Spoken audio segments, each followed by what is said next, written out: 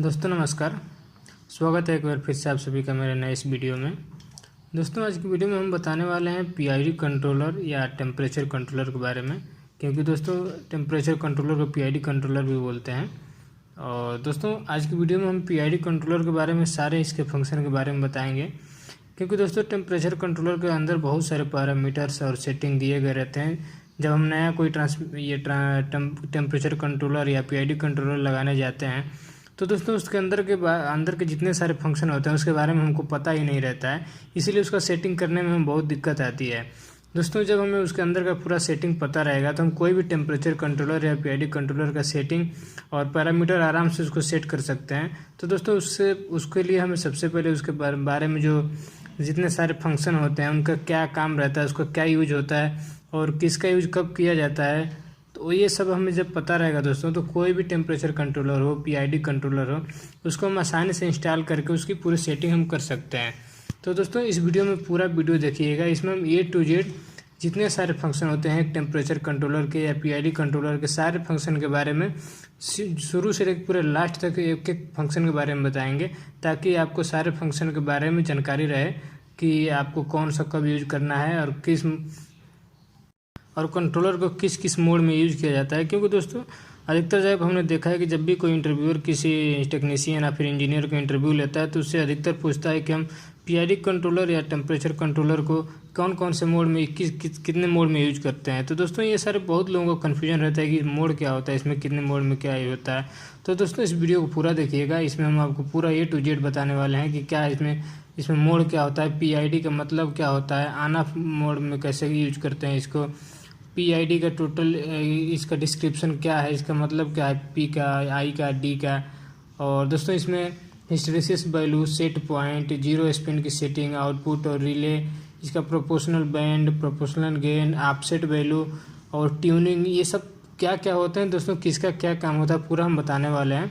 ताकि दोस्तों किसी भी कंपनी का कंट्रोलर आता हो, किसी भी मैक का पीआईडी कंट्रोलर या टेम्परेचर कंट्रोलर हो, लेकिन जो अंदर के उसके जो पैरामीटर्स होते हैं दोस्तों, सेटिंग जो उसकी होता है, काम सबका सेम रहता है, बस यूज करने का तरीका अलग अलग होता है, उसका सेटिंग अलग अलग रहता है, लेकिन सबका फंक्शन और कंट्रोल उसका काम सेम रहता है।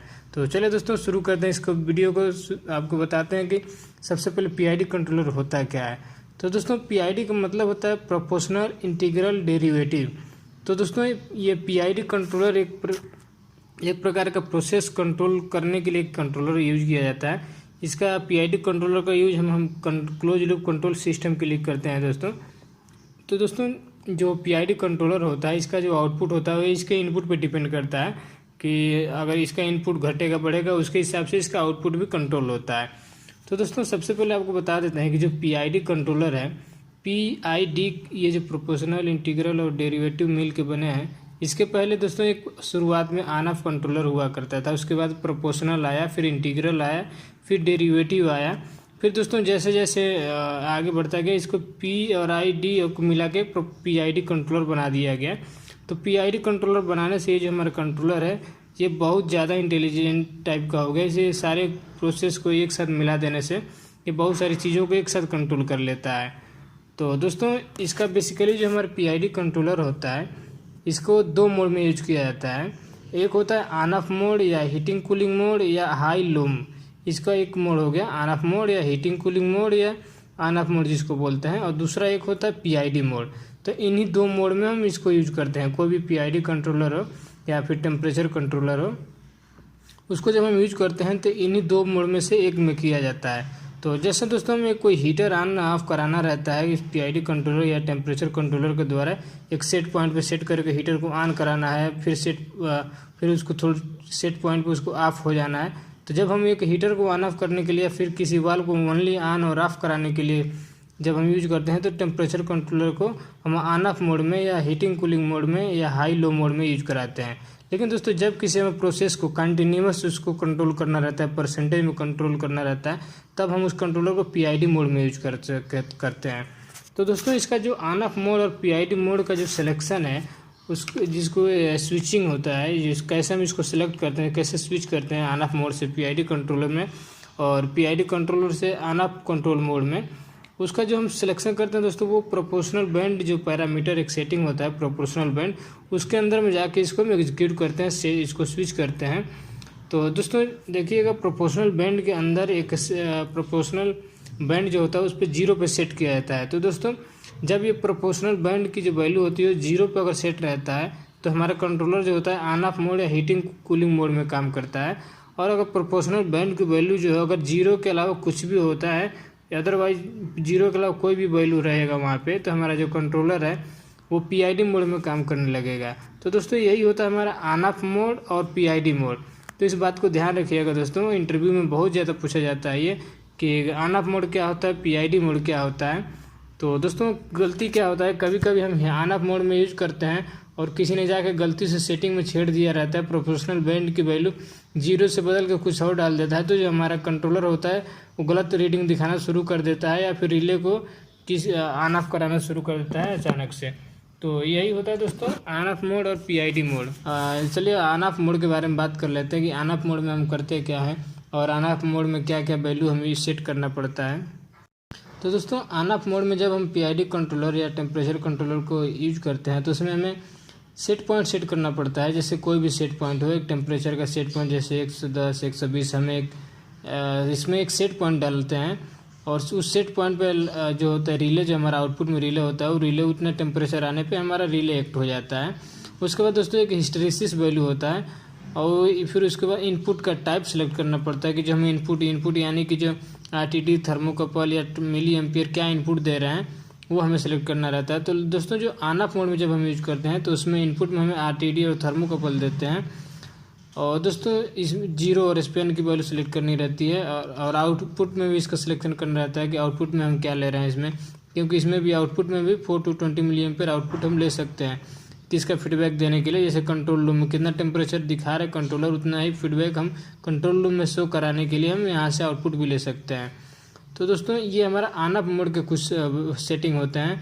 और इसके अलावा दोस्तों जब हम PID मोड में इसको यूज करते हैं तो PID मोड में यूज करने के टाइम इसमें 4 to 20 milliampere input, 4 to 20 milliampere output और offset value, proportional gain, proportional band और ट्यूनिंग इत्यादि बहुत सारी इसमें सेटिंग करनी पड़ती है।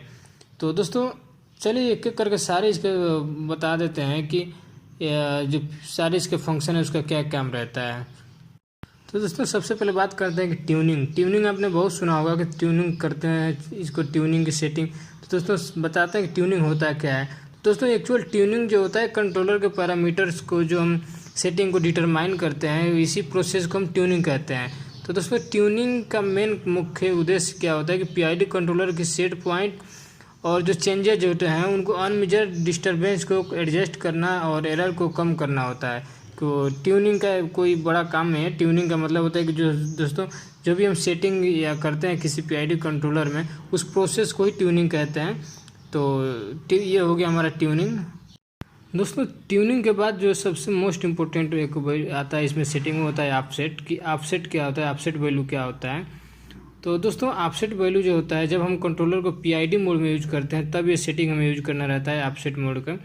तो दोस्तों जो ऑफसेट मोड होता है वो प्रोसेस वैल्यू, यानी कि जो प्रोसेस वैल्यू जितना दिखा रहा है कंट्रोलर जो हमारा होता है, जितना वैल्यू हम दिखा अभी प्रेजेंट वैल्यू कितना दिखा रहा है उसका, और जो हम सेट पॉइंट उसमें सेट किए रहते हैं उसका, ये दोनों के बीच का जो एरर वैल्यू होता है उसी को हम ऑफसेट वैल्यू बोलते हैं। तो ऑफसेट वैल्यू को हम डायरेक्टली बोलें तो ये प्रोसेस वैल्यू और सेट वैल्यू के बीच का जो एरर वैल्यू होता है उसी को हम ऑफसेट बोलते हैं। ये हम ऑफसेट की वैल्यू जो होता है PID कंट्रोलर मोड में जब हम यूज करते हैं कंट्रोलर को, तो इसमें हम वैल्यू सेट करते हैं कि कितना एरर वैल्यू तक ये एडजस्ट कर सकता है। तो ये इसको हम यहाँ पे ऑफसेट में जाके सेट करते हैं। तो ये होता है प्रोसेस वैल्यू और सेट वैल्यू के बीच का जो एरर होता है उसी को हम ऑफसेट वैल्यू बोलते हैं। दोस्तों उसके बाद बताते हैं कि प्रोपोर्शनल गेन क्या होता है, क्योंकि ये भी एक सेटिंग आता है कंट्रोलर में प्रोपोर्शनल गेन। इसको भी हम PID मोड में ही यूज करते हैं किसी कंट्रोलर में। तो दोस्तों प्रोपोर्शनल गेन जो होता है वो आउटपुट रेस्पॉन्स जो होता है, जैसे कि कोई एरर आया कंट्रोलर पे, मान लीजिए कंट्रोलर पे कोई हमने इनपुट वैल्यू सेट कर दिया, इनपुट के हिसाब से आउटपुट जा रहा है, लेकिन आउटपुट में एरर वैल्यू सिग्नल जो डिटेक्ट हो रहा है, तो उस एरर को डिटेक्ट करने के बाद कितना फास्ट जो रिस्पांस हमारा आउटपुट में जा रहा है उसको बोलते हैं प्रोपोर्शनल गेन। यानी कि दोस्तों जैसे कि हमने मान लीजिए कि 4 to 20 मिली एम्पियर सेट किया है, 4 मिली एम्पियर के हिसाब से जो आउटपुट जा रहा है उसके हिसाब से उतना नहीं जा रहा है, थोड़ा सा एरर आ रहा है। तो उस एरर को मेंटेन करने के लिए जो कंट्रोलर हमारा आउटपुट में वैल्यू जो देगा वो कितना फास्ट, कितना जो रिस्पांस कर रहा है उसका, उसी को हम बोलते हैं प्रोपोर्शनल गेन। अगर हम प्रोपोर्शनल गेन की वैल्यू इंक्रीज करते हैं दोस्तों, तो जो हमारा आउटपुट का रिस्पांस होता है उसका स्पीड बढ़ जाता है। तो प्रोपोर्शनल गेन का मेन जो काम होता है वो होता है एरर आउटपुट सिग्नल का जो रिस्पांस का होता है उसको कंट्रोल करना, कितना वो फास्ट रिस्पांस दे रहा है, कितना स्लो रिस्पांस देगा। आउटपुट में इनपुट में एरर सिग्नल डिटेक्ट होने के बाद जो आउटपुट रिस्पांस होता है उसको कंट्रोल किया जाता है प्रोपोर्शनल गेन द्वारा। तो दोस्तों इसका सीधा सीधा मतलब ये है कि जो हमारा प्रोपोर्शनल गेन जो होता है उसका काम होता है कि किसी प्रोसेस में एरर सिग्नल मिलने के बाद आउटपुट रिस्पांस टाइम को कंट्रोल करना है कि कितना आउटपुट जो होता है कंट्रोल कितना जल्दी देगा या फिर कितना स्लो देगा, उसका जो टाइमिंग सेट करते हैं वो हम प्रोपोर्शनल गेन के द्वारा करते हैं। तो दोस्तों उसके बाद एक सेटिंग आता है प्रोपोर्शनल बैंड। तो दोस्तों चलिए बताते हैं प्रोपोर्शनल बैंड क्या होता है।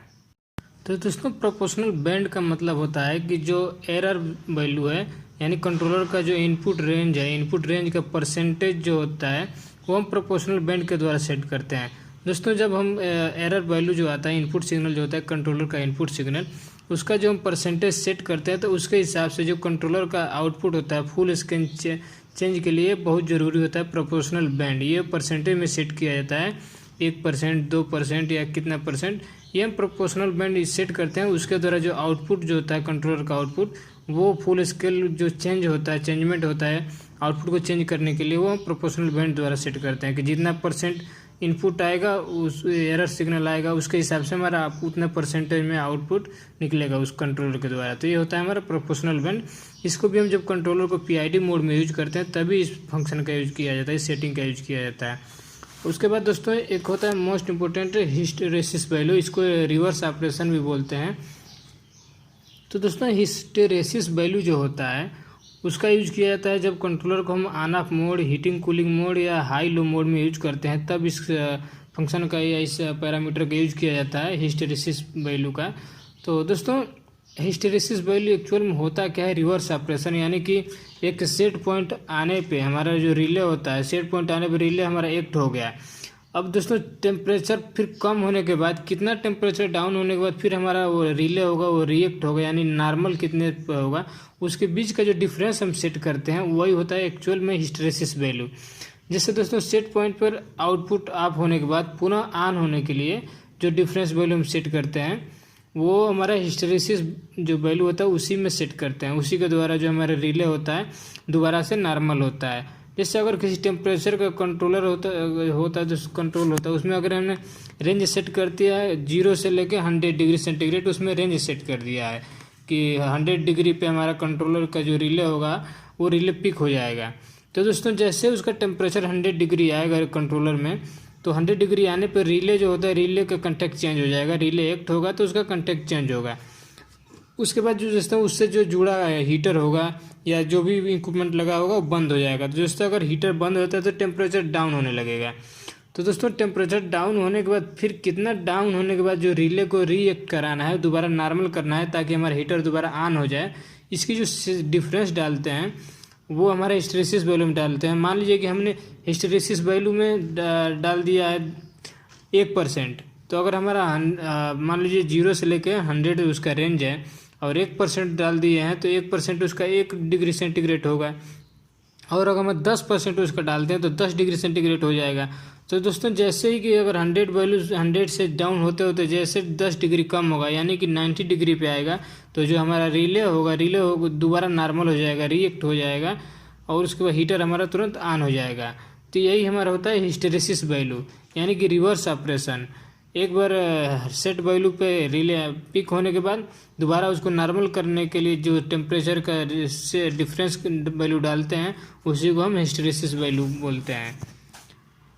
तो दोस्तों ये थे हमारे एक पीआईडी कंट्रोलर या टेम्परेचर कंट्रोलर के अंदर के जितने सारे जो फंक्शन होते हैं, ये सारे फंक्शन हैं। दोस्तों उम्मीद है आपको सारे फंक्शन अच्छे से समझ में आएगा। दोस्तों जब आप पूरे इस फंक्शन का मतलब समझ जाएंगे, किसका यूज कब किया जाता है और किस में किया जाता है, तो किसी भी कंट्रोलर का सेटिंग आप आराम से कर सकते हैं। उसका सेट पॉइंट, रीसेट पॉइंट और उसका हिस्ट्रेसिस वैल्यू, इनपुट टाइप का मतलब होता है कि उसमें हम कौन सा इनपुट यूज कर रहे हैं, आरटीडी यूज कर रहे हैं कि थर्मोकपल यूज कर रहे हैं कि 4 to 20 मिली एम्पियर यूज कर रहे हैं कि 0 to 10 वोल्टेज यूज कर रहे हैं इनपुट टाइप में। ये उसका इनपुट टाइप होते हैं। और आउटपुट टाइप में भी होता है, जैसे 4 to 20 मिली एम्पियर ले रहे हैं कि 0 to 10 वोल्ट ले रहे हैं, ये आउटपुट टाइप में वो इसके हो गए। तो ये हो गए इसके सारे पैरामीटर। दोस्तों उसके पहले आपको एक चीज़ बता रहे हैं कि जो पीआईडी कंट्रोलर होता है, वो पीआईडी कंट्रोलर पहले सेपरेट हुआ करता था। प्रोपोर्शनल कंट्रोलर, इंटीग्रल कंट्रोलर और डेरिवेटिव कंट्रोलर, इन्हीं तीनों को मिला के एक यूनिवर्सल कंट्रोलर बना दिया गया पीआईडी कंट्रोलर। तो दोस्तों पीआईडी कंट्रोलर में जो पी से होता है प्रोपोर्शनल, तो प्रोपोर्शनल का एक्चुअल काम क्या रहता है?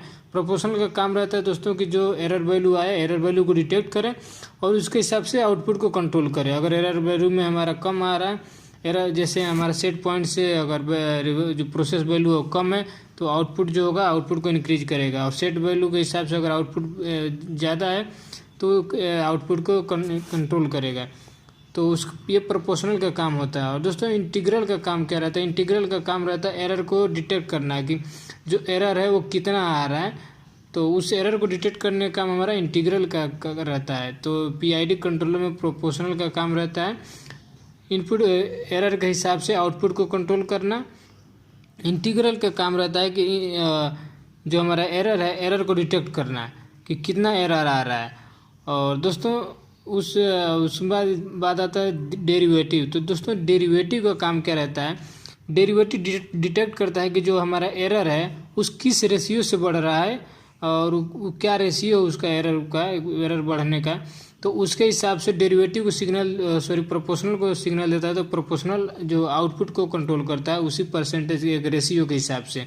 तो दोस्तों एक्चुअली जो हमारा पहले प्रोपोर्शनल, इंटीग्रल, डेरिवेटिव होता था, तो पहले प्रोपोर्शनल और डेरिवेटिव को मिला के पीडी कंट्रोलर बनाया गया था। प्रोपोर्शनल और इंटीग्रल को मिला के पीआई कंट्रोलर बनाया गया था। तो दोस्तों इसमें नुकसान क्या था कि जो हमारा पीडी कंट्रोलर था वो हमारा फास्ट मूविंग प्रोसेस में यूज नहीं किया जा सकता था, और उसके बाद जो पीआई कंट्रोलर था उसका स्लो जो मूविंग अगर कोई प्रोसेस वेरिएबल है तो उसमें यूज नहीं किया जा सकता था। इसके लिए जो पीआईडी कंट्रोलर बना, ये हमारा फास्ट और स्लो दोनों टाइप का अगर हमारा कोई प्रोसेस है, मूविंग प्रोसेस है, तो इनमें दोनों में यूज किया जा सकता है हमारा पीआईडी कंट्रोलर। तो दोस्तों जो ये है हमारा पीआईडी कंट्रोलर का यूज करने का यही फ़ायदा रहता है कि कोई भी प्रोसेस है उसमें क्लोज लूप कंट्रोल प्रोसेस है, उसमें हम पीआईडी कंट्रोलर का यूज कर सकते हैं। ये हमारा एरर के हिसाब से आउटपुट को कंट्रोल कर सकता है और बहुत सारे फंक्शन हम इसमें यूज कर सकते हैं। तो दोस्तों पीआईडी कंट्रोलर में पी का मतलब होता है प्रोपोर्शनल यानी कि अनुपातिक, यानी कि जिस अनुपात में हमारा एरर वैल्यू आएगा, इनपुट आएगा, उसी अनुपात में आउटपुट को कंट्रोल करना। और इंटीग्रल और डेरिवेटिव दोस्तों ये टाइम के रिस्पेक्ट में चेंज होता है, इनको हम मेजर करते हैं। तो इंटीग्रल का मतलब होता है अभिन्न। इंटीग्रल टाइम में दोस्तों जब फंक्शन एक आता है इंटीग्रल टाइम हम जितना डालेंगे उसके हिसाब से हमारा जो आउटपुट होता है उतने टाइम में चेंज होता है। जैसे कि 2 सेकेंड हमने इंटीग्रल टाइम डाल दिया तो कोई एरर वैल्यू आएगा, तो उसको एरर वैल्यू सेंस होने के बाद 2 सेकेंड बाद हमारा आउटपुट चेंज होगा। और दोस्तों जो डेरिवेटिव होता है, डेरिवेटिव का मतलब होता है व्युत्पन्न। तो डेरिवेटिव का काम होता है दोस्तों कि एरर को रेशियो में पता करता है, किस रेशियो में एरर आ रहा है तो उसी रेशियो में आउटपुट को कंट्रोल करता है। तो दोस्तों ये जो हमारे प्रोपोर्शनल है, प्रोपोर्शनल का काम रहता है इनपुट के हिसाब से उस अनुपात में आउटपुट को कंट्रोल करना। और इंटीग्रल वैल्यू का काम रहता है कि कितने टाइम में एक्शन होगा, यानी कि एक इनपुट में अगर एरर कोई आ रहा है तो कितने देर बाद आउटपुट उसका कंट्रोल होगा, घटेगा या फिर बढ़ाना है, उसका काम रहता है इंटीग्रल टाइम में। और डेरिवेटिव का काम रहता है कितने रेशियो में आउटपुट को कंट्रोल करना है, क्या रेशियो है, यानी कि अगर इनपुट में और एरर सिग्नल आ रहा है तो किस रेशियो में आ रहा है और आउटपुट को किस रेशियो में घटाना है बढ़ाना है, ये हम सेट करते हैं डेरिवेटिव टाइम में। तो इंटीग्रल और डेरिवेटिव जो वैल्यू होता है ये टाइमिंग से रिलेटेड होते हैं, और प्रोपोर्शनल का मेन काम रहता है इनपुट के हिसाब से आउटपुट को कंट्रोल करना है। तो दोस्तों ये थे हमारे सारे पीआईडी कंट्रोलर के सारे फंक्शन, पैरामीटर्स और सेटिंग। तो उम्मीद है दोस्तों आपको सारे फंक्शन के बारे में पता अच्छे से चल गया होगा कि किसका क्या काम रहता है। दोस्तों आगे जब हम कोई भी एक कंट्रोलर का सेटिंग करना रहेगा तो आप आसानी से किसी भी कंट्रोलर या पीआईडी कंट्रोलर की सेटिंग कर लेंगे आराम से, आपको कोई दिक्कत नहीं होगा। तो ये वीडियो में बताने का हमारा मेन मकसद यही था, ताकि आपको आगे अब जब हम कोई वीडियो समझाएं, टेम्परेचर कंट्रोलर की वीडियो बनाएं, तो आपको अच्छे से समझ में आए कि हाँ इस फंक्शन का क्या काम है, किस फंक्शन का क्यों किया जाता है। तो दोस्तों चलिए मिलते हैं नेक्स्ट वीडियो में किसी टेम्परेचर कंट्रोलर की पूरे सेटिंग के साथ। तो दोस्तों अगर आपकी वीडियो अच्छी लगी होगी तो वीडियो को लाइक कीजिएगा, मेरे चैनल को सब्सक्राइब कीजिएगा। मिलते हैं दोस्तों नेक्स्ट वीडियो में, तब तक के लिए आप सभी का धन्यवाद।